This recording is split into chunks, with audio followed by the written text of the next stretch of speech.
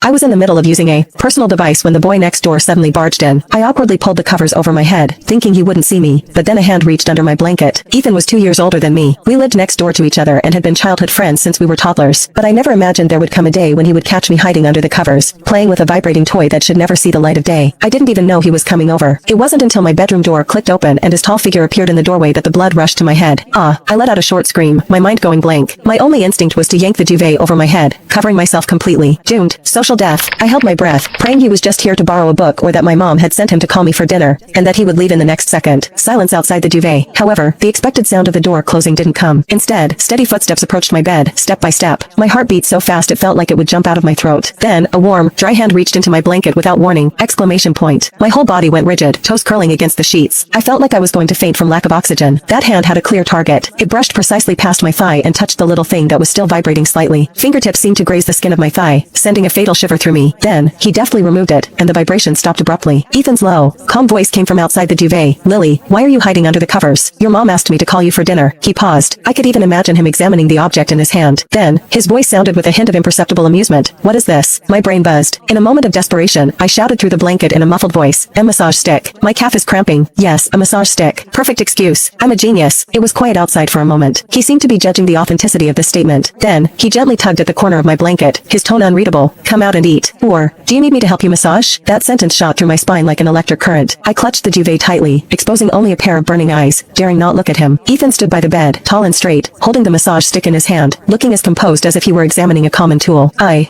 can do it myself." My cheeks burned like fried eggs, my voice as small as a mosquito's hum. He looked at me, a faint smile seemingly flitting across his deep eyes, so fast I thought it was an illusion. He didn't continue the dangerous topic. Instead, he naturally and calmly put the little thing into his own pocket. "Your mom wants you downstairs for dinner," he repeated, his gaze sweeping over my still flushed face. He added flatly, "Lock the door next time you massage."